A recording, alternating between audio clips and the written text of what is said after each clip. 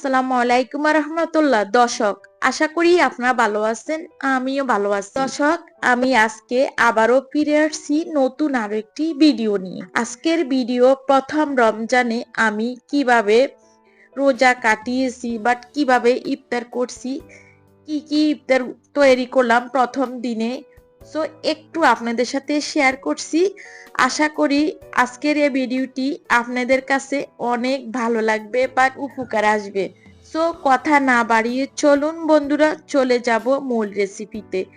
এখানে আমি নিয়েছি প্রায় 4 থেকে 5 দিনের মতো এ বুটগুলো যাবে। তো আমি সব সময় রমজান মাসে একবারে মানে 10 রোজা পর্যন্ত নিই একবার, আবার 10 রমজানের পরে একবার, এভাবে 3বার বুট করি। তো যেভাবে আমি বুট সিদ্ধ করি, বুটগুলাকে ভালো সারা রাত ভিজিয়ে রেখেছি, সকালে বা দুপুরের দিকে উঠে এগুলাকে ভালোভাবে ধুয়ে তারপরে সিদ্ধ করে নিয়েছি। সাথে 2 পিস আলুও দিয়ে দিলাম। দেখেন আলতোভাবে টিপ দেওয়ার সাথে গলে গিয়েছে। সো আলুগুলাকে আমি ভর্তার মতো করে নিয়েছি। আর আলু চপ করার জন্য নিয়েছি, এখানে ডালের পেঁয়াজু করার জন্য নিয়েছি, যা যা করব বুটের জন্য টমেটো, কাঁচামরিচ, পেঁয়াজ এগুলা করে নিয়েছি। আর আলু একটু নিয়েছি, সাথে বুটের সাথে একটু আলু দিব। আর এখানে আমি আপনাদের সাথে কিছুদিন আগে পেঁয়াজু ডাল আর বেসনের জন্য যেগুলা করে নিয়েছি, কাজকে সহজ করার জন্য আমি রমজান মাসে সব সময় চেষ্টা করি। তো বেসনের জন্য যেটা ডো বানিয়ে নিয়েছি, এখানে আমার কিছুই দিতে হবে না, জাস্ট একটু পানি দিয়ে গলে নিতে হবে। তো পানি দিয়ে গলে এক সাইডে রেখে এবার আমি পেঁয়াজুর জন্য যে ডালগুলা নিয়েছি, সেই ডালগুলার মধ্যে শুধু একটু পেঁয়াজ বেশি দিলে ভালো হয়, বাট একটু পেঁয়াজ বেশি দিলে ভালো লাগে। সো কাঁচামরিচ পেঁয়াজ দিয়েছি।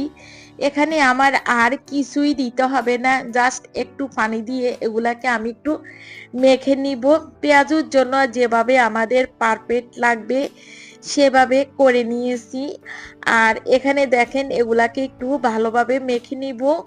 মেখে নিয়ে একবারে আমি এক সাইডে রেখে দিব। তারপরে নিব আলুর চপ, কারণ একবারে আমি সবগুলো রেডি করে তারপরে আমি চুলায় তেল বসিয়ে দিব। যেভাবে আমি দিব সেভাবে কিন্তু দেখাচ্ছি, বাট আরো আগেও কিন্তু আমি দেখিয়েছি যেভাবে পেঁয়াজগুলো নিব। এবার এখানে আলুর চপ করার জন্য আলুর চপগুলাকে আমি সংরক্ষণ করে রাখবো। যেভাবে সংরক্ষণ করলে ভালো থাকবে সেভাবে করে নিব। এবার আমি আলুর চপ যেহেতু আমি সংরক্ষণ করব, সেজন্য আমি আলুগুলাকে আগে সরিষার তেল দিয়ে চুলার উপরে বসিয়ে দিয়েছি। তারপরে এখানে পরিমাণ মতো আমি নিয়ে নিয়েছি পেঁয়াজ কুচি দিয়ে দিব, কাঁচামরিচ কুচি দিব। এখানে আলু ভর্তা করতে যেভাবে আমরা করি ঠিক ওইরকম ভাবে আমি করে নিচ্ছি, কারণ আলুর ভর্তাটা এভাবে যদি একটু তেলে ভেজে তারপরে চপ বানানো যায় তাহলে আলু চপটা খেতে ভীষণ ভীষণ মজা। আর এটাকে সংরক্ষণ করতে খুব সহজ হবে, এগুলা কিন্তু একটু বিন্দুতো নষ্ট হবে না। সো এখানে চিলি ফ্লেক্স আমি দিয়ে দিলাম তেলে তারপরে আলুগুলাকে দিব। এখন যেহেতু নতুন আলু একটু পিছলে লাগবে, সো আলুর ঘুটনি দিয়ে আমি ভালোভাবে এগুলাকে মিক্স করব। মিক্স করার পরে এটা আলুটা খেতে ভীষণ ভালো লাগবে। যদি আপনাদের কাছে ভালো লাগে এভাবে আলুর চপ করার জন্য, তাহলেও কিন্তু এভাবে করে নিতে পারবেন। সো আমি কিন্তু সব সময় কিন্তু এভাবে আলুর চপ করি, কারণ আমার কাছে এভাবে ভীষণ ভালো লাগে।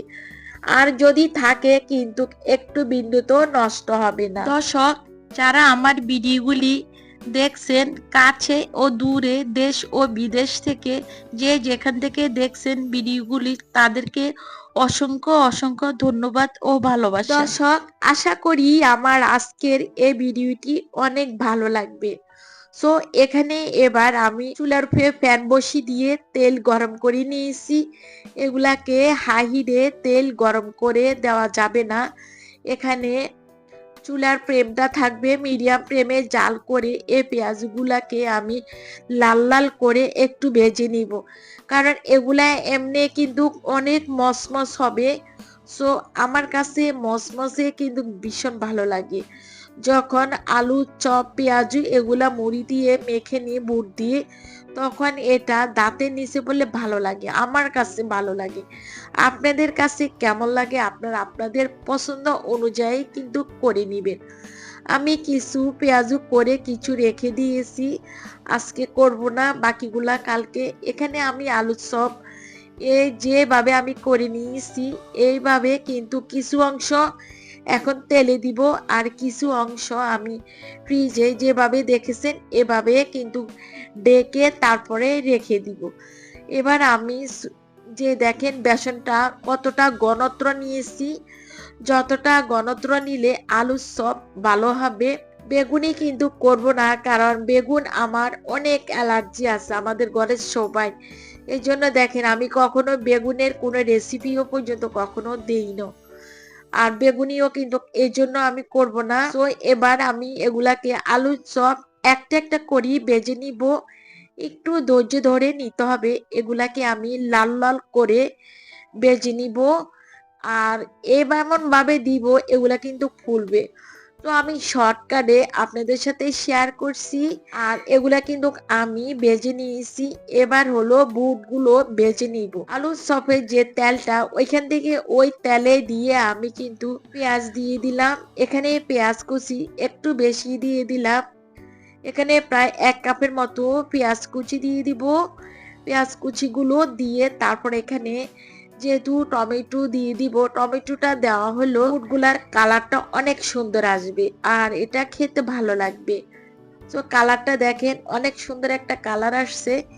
এখানে আমি যখন হলুদ পাউডার মরিচ পাউডার দিয়ে দিব, আরো সুন্দর কিন্তু কালার আসবে।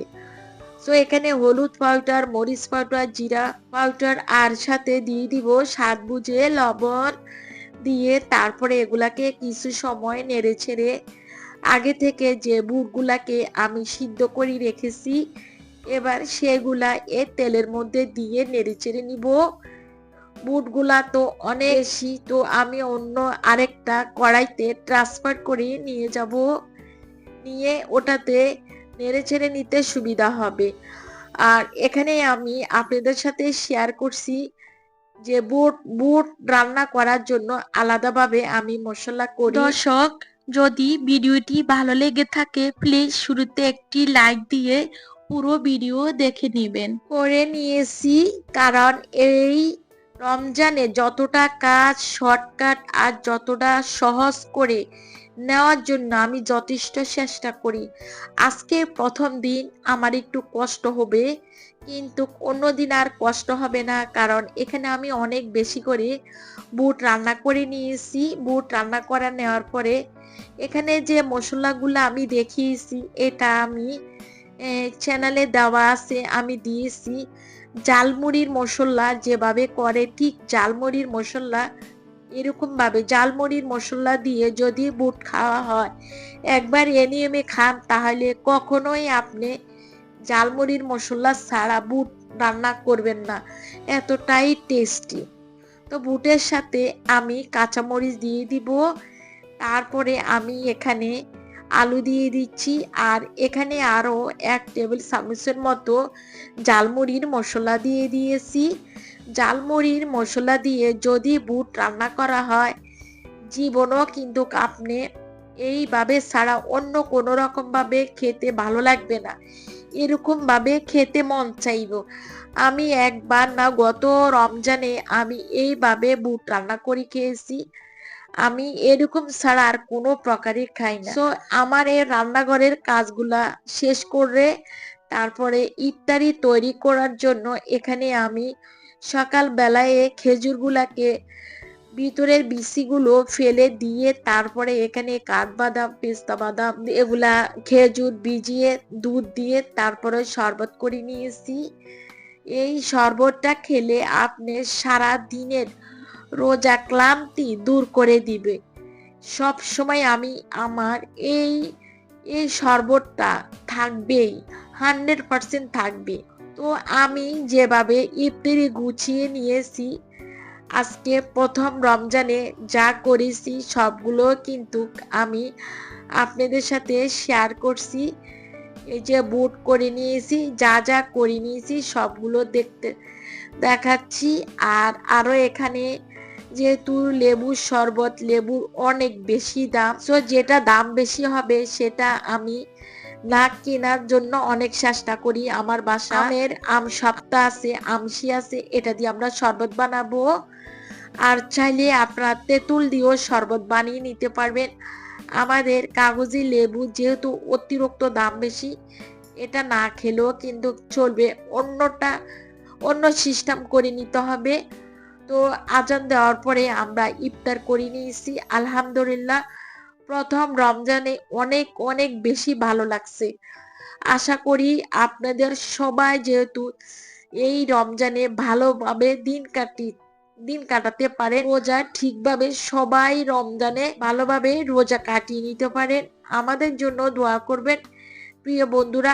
আশা করি আজকের ভিডিওটি ভালো লাগবে। আবারও হাজির হব নতুন আরো একটি ভিডিও নিয়ে। আজকের জন্য বিদায় নিচ্ছি। আল্লাহ হাফিজ।